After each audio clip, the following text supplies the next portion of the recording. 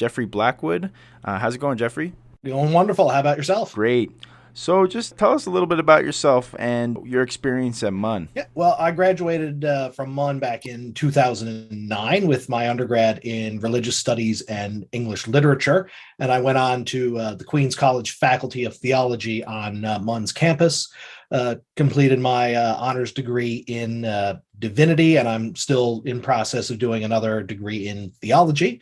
I've been a priest of the Anglican Church of Canada for the last 10 and a half, going on 11 years, serving in the Diocese of Central Newfoundland, which encompasses as far west as Badger and Buckens and as far east as the Bonavista and Burin Peninsulas. So why did you decide to put your name forward for the Board of Regents?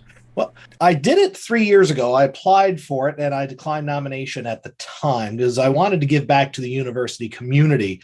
But of course, with the pandemic and becoming a new father right around the same time as well, the cards just didn't line up for me. But I figured I would try again this year because it seemed like something I'd be very interested in doing. And, well, here I am. Right on. So it's been a tumultuous kind of couple of years for the university. The university was hit with a $68.4 million cut to be phased out over 5 years. There was a lot of decisions that coming through the Board of Regents. How will you advocate for decisions, and what kind of decisions do you think should be made at the Board of Regents? Yeah, well, great question. And I mean, yeah, it's been a rough year. Every time I've turned on the news and seen the university's name, I've just said, "Oh boy, there's a lot of rebuilding that needs to be done in every step of the way."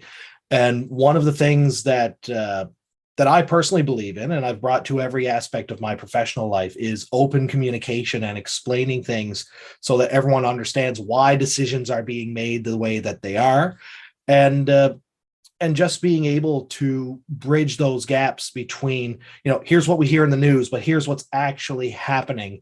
The Board of Regents has so many massive decisions to make, especially now coming up in the wake of everything that has happened. And it's going to be important that they're able to communicate very, very effectively to why things are happening the way that they are. Certain things we know are probably shielded by different privacy protections up front because, I mean, some discussions have to be kept in camera because that's just the nature of the beast. We deal with these things, believe it or not, in wider circles of the church as well. But effective communication is going to be the most important thing that the Board of Regents needs to be able to do in a go forward. What do you make of the role of the Board of Regents when it comes to decisions like the salary of the president, decisions like the doubling of tuition? What do you think your role on the Board of Regents is when it comes to those decisions? Well, for me, it seems like my role would be to advocate for all sides in the matter and look at negotiations wherever possible on everything. Because, I mean, we know with the economy the way that it is, inflated tuition rates are certainly a detriment, but at the same time, it's also part of the greater issue of cost of living for everybody.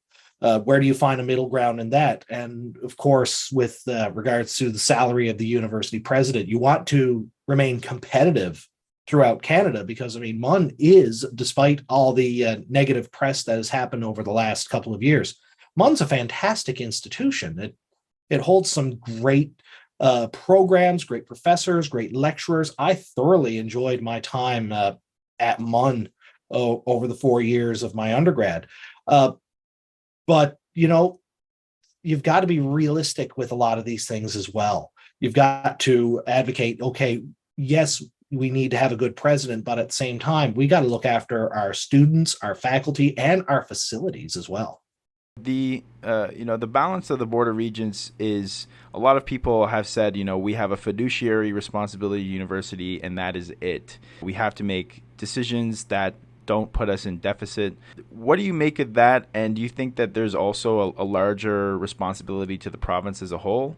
That is a huge component of the board. Yes, there is a fiduciary responsibility, but there's also the personal responsibility as well. You've got thousands of people who are looking to the board to help be effective leaders to guide the university to where it's going. And at the same time, there are obviously members of the board who are selected by the government or the lieutenant governor and council to fulfill that bridge to answer to the province as well.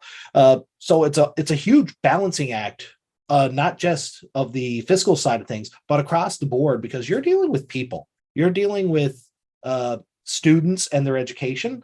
You're dealing with staff and professors, lecturers, who this is their passion. And they want to be the best that they can be for those who are coming up behind them and learning from them. You've got researchers who are pouring their heart into everything that they are doing. You've got so many talented people throughout the university, and you need to look after them as well as be fiscally responsible for everything that the university has in a time where we know the economy is severely struggling. So the Board of Regents has faced criticism for its lack of transparency, for it being a rubber stamp, some have called it, for the executive office of the university. It also has faced criticism for not having faculty seats. There's now 2 faculty appointed to the Board of Regents. However, they have yet to have reserved seats for faculty like there are for the student unions. What changes do you think should be made at the Board of Regents? I mean, absolutely, the faculty should be involved. I mean, this is their home as well as for all the students. So faculty representation should be there. In all honesty, even if it's a couple of faculty across disciplines, whether it's 2, whether it's 4, whatever is most effective. But they do need to have a voice at the table. And like I said from the top, I'm a huge advocate for transparent conversation and telling people how things are as best as I can with the guidelines that I have. I've served on several boards over the years. Over the last couple of years, I've phased out a tenure on our Diocesan Executive Committee. And we were much the same thing. We are kind of the governing body to oversee decisions that we would face. And a lot of people just viewed it as a rubber stamp. Work needs to be done, comes to us, stamp it, approve it. Budget, stamp it, approve it. But over the years, we've become more effective communicators in explaining why decisions are being made the way that they are, and being open and upfront with fiscal situations as well. And people now look at the executive committee of our diocese as, they're actually doing a lot of work. It's more than we ever thought it was. It's not just a bunch of people gathering for a meeting, shaking hands, and going home after patting each other on the back. It's a huge responsibility. Many people have been speaking about how Memorial has almost a crisis of identity. What is its purpose in the community? What is its role for the province? Do you feel this way? And if so, what can be done to help move it in the right direction? I wouldn't say myself crisis, but of course, over the last couple of years, everything that's happened, there's a confusion happening right now because of everything that has happened. You look at everything that's come down from budgetary decisions from the province, everything that's happened within the board, the Senate, higher up decisions that leaves students confused and wondering what is going to happen. But I mean, Memorial is a hallmark of our province. I mean, it's been there for decades.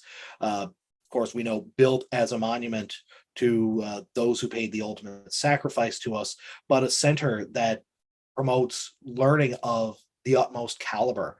I mean, there's not many places you can go throughout this country where you can study the intricacies of the folklore of our province. I did religious studies, and the professors that I had in that department were of the highest caliber, and I learned so much from them that has affected my career to this date.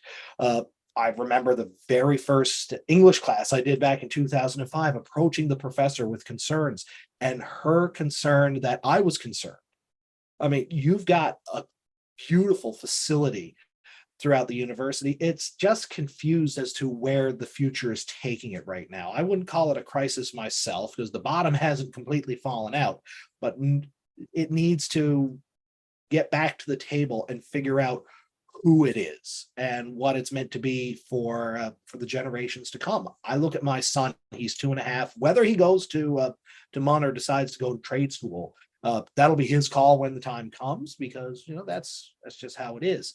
But I would love if he decided to pursue undergraduate studies at Memorial University, that the university knows who it is, what it's trying to promote, and that not just the facilities, but the faculty will be there to provide him with the best education possible, just as I received myself.